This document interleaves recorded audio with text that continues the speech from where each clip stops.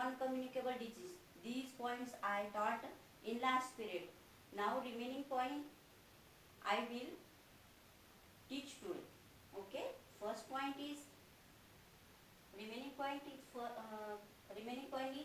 communicable disease. Communicable disease. These are disease that are passed on from one person to another person. यानी कि ये जो बीमारी है कम्युनिकेबल डिजीज की बीमारी, ये बीमारी एक पर्सन से दूसरे पर्सन को हो सकती है. Communicable disease are spread by microbe और germs called bacteria, fungi, virus और प्रोटोजोआ. जो कम्युनिकेबल डिजीज है ये बैक्टीरिया, वायरस और प्रोटोजोआ इसके जर्म से फैलती है. These germs spread through coughing, spitting और sneezing. यानी खांसने से, छींकने से और थूकने से ये बीमारी फैलती है. ये बीमारी नोज, माउथ, फूड और वाटर के जरिए पर्सन की बॉडी में इस डिजीज के जर्म्स एंटर करते हैं. Bacteria, plague, tuberculosis, typhoid, pneumonia and meningitis. ये जो बीमारी है ये बैक्टीरिया से होती है.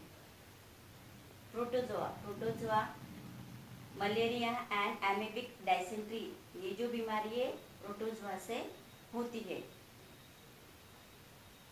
Virus, common cold, polio, chicken pox, Meselson. ये जो बीमारी है ये वायरस के जर्म से होती है. First point, through direct contact. यानी पर्सन के डायरेक्ट कांटेक्ट में आने से ये बीमारी होती है. डायरेक्ट कांटेक्ट में कैसे आना, यानी उनके कपड़े पहनना और स्लूजी आर्टिकल्स यूज करने से ये बीमारी फैलती है. जैसे common cold, chicken pox, measles, ringworms, whooping cough and scarlet fevers. ये बीमारी डायरेक्ट कांटेक्ट में आने से फैलती है. Through infected food and water. यानी फूड एंड वाटर से बीमारी कैसे फैलती है ये देखना है. Disease like typhoid, cholera, diarrhoea, polio and jaundice. ये जो बीमारी है ये बीमारी हमें infected food and polluted water से होती है. जैसे फ्लाइज, कॉकरोच, ये जो है ये जो इंसेक्ट है ये है ना, ये कौन सी भी जगह पे यानी दूसरी जगह पे जाके बैठते हैं और वही इंसेक्ट हमारे खाने पे और वाटर पे बैठते हैं और हम डर्टी हैंड से वो खाना और वाटर यूज करते हैं. इसके जरिए वो जर्म्स हमारे बॉडी में आते हैं. इसके वजह से ये बीमारियां होती है. और काउ के मिल्क से भी इन्फेक्शन हो सकता है. देखना है हमें through the air we breathe. यानी हम जो एयर ब्रीथ करते हैं उसके जरिए से कौन सी डिजीज फैलते हैं ये देखना है. जैसे chicken pox, whooping cough, diphtheria, influenza and scarlet fever. ये जो बीमारी है ये बीमारी वाला पर्सन अगर वो खांसे, छींकने से हम उसके कांटेक्ट में आए तो ये बीमारी हमें हो सकती है. यानी एक पर्सन से दूसरे पर्सन को ये बीमारी एयर के थ्रू हो सकती है. Through insect. यानी इंसेक्ट से कौन सी बीमारी होती है ये देखना है. Yellow fever, malaria, plague, dengue and kala azar. ये जो बीमारी है ये mosquito, fleas, bugs and sandy flies से होती है.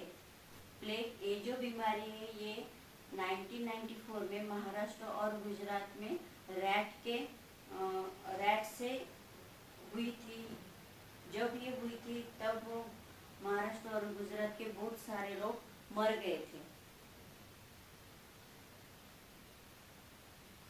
डेंगू ये जो बीमारी है एडिस मॉस्किटो के काटने से होती है.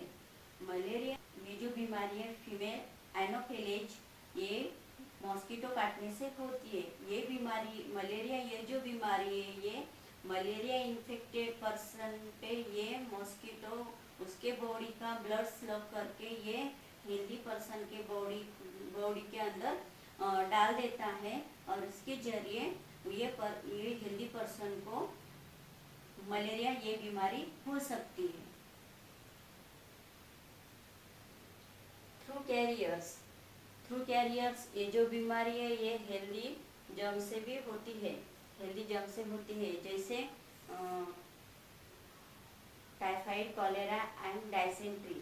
ये जो बीमारी है ये बीमारी हेल्दी पर्सन के बॉडी के अंदर होती है, पर उसको महसूस नहीं होता, उसको असर नहीं होता, ये बीमारी का उस पर असर नहीं होता। पर एखादा पर्सन उसके कांटेक्ट में आए तो उसको ये बीमारी हो सकती है।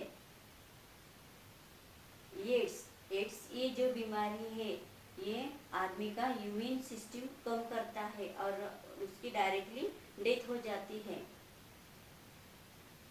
इस एड्स के लिए कुछ भी मेडिसिन नहीं है, ये HIV के वायरस से फैलती है। नेक्स्ट पॉइंट देखना है हमें, prevention of communicable disease. Prevention of communicable disease, इसमें हमें देखना है डिजीज फैलने से कैसे रोकेंगे ये देखेंगे हम। जैसे पेशेंट के थिंग्स को हमें डायरेक्ट यूज़ नहीं करना चाहिए, क्योंकि उस पर बहुत सारे जर्म्स रहते हैं। पेशेंट के अगर क्लॉथ हम गर्म पानी में धोए तो वो जर्म्स मर जाते हैं। हमें अगर कोई इन्फेक्शन डिजीज हुआ तो हमें अथॉरिटीज़ को रिपोर्ट करना चाहिए, ताकि वो एरिया को इन्फॉर्म कर सके। और स्कूल चिल्ड्रेन को अगर एखादी इन्फेक्शन डिजीज हुई तो जब तक उसको फुली अच्छा नहीं लगता तब तक उसने स्कूल में नहीं जाना चाहिए।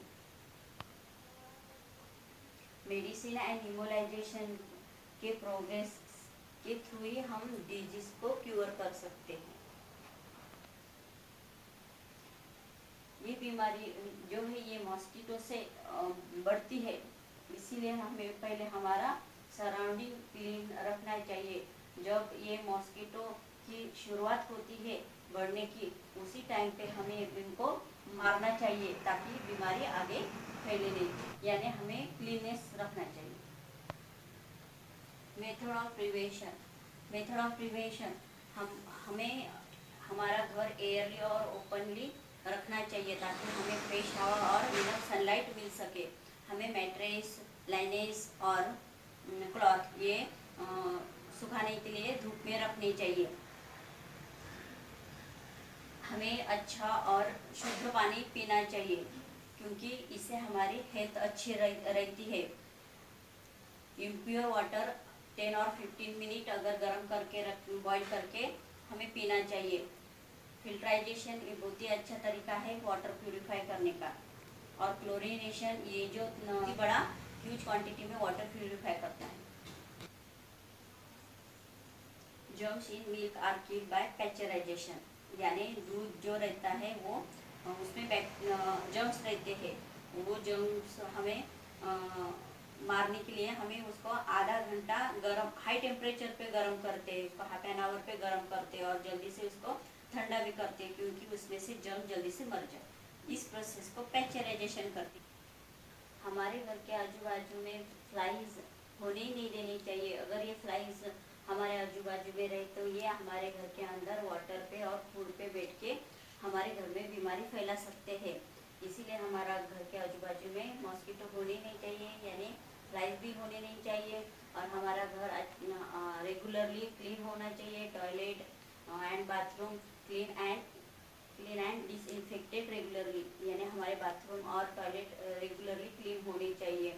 वाटर हमें जहाँ पे भी वाटर गिरा रहा है वो वाटर जमा करके रखना नहीं चाहिए। उसी वाटर पे मॉस्किटो बैठ के एग्स देते हैं और वो मॉस्किटो ज़्यादा से ज़्यादा वाटर पे ही, सब मॉस्किटो वाटर पे ही एग्स देते हैं। और वो एग्स जब वाटर पे, टैंक पे और पॉन्ड में रहते हैं उसी टाइम पे हमें ऑयल से स्प्रे करना चाहिए।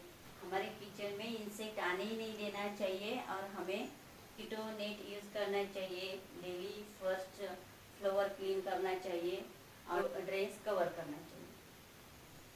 Vaccination is the another way of protecting ourselves by acquiring immunity against certain disease. यानी वैक्सीनेशन, इससे हमें वैक्सीन मिलती है और ये वैक्सीन से हमें प्रोटेक्शन मिलता है, डिजीज से बचने के लिए हमें प्रोटेक्शन मिलता है और इम्यूनिटी पावर बढ़ता है। Typhoid, tetanus, polio, micelles, nums and meningitis, hepatitis, ये जो बीमारी है इस पे वैक्सीन है और ये वैक्सीन लेना हमें बहुत ही ज़रूरी है। पल्स पोलियो ये कैंपेन भारत सरकार ने इन 1995 में इस्टेब्लिश किया था। ये बच्चों को 5 ईयर के अंडर में दिया जाता है और ये हर साल बच्चों को रेगुलर देना चाहिए। WHO ने इंडिया को पोलियो फ्री डिक्लेयर कर दिया है। वैक्सीन से हमें डिजीज से प्रोटेक्शन मिलता है और उससे लड़ने की शक्ति मिलती है और हमें हमेशा वैक्सीनेटेड रहना चाहिए। If we take care of our self and surrounding, we can stay healthy. जैसे अभी आपको पता ही है, पूरे वर्ल्ड में कोरोना वायरस ने बहुत ही फैलाव कर दिया है और इससे बचने के लिए अभी तक कोई वैक्सीन नहीं आई है, पर आने वाली है।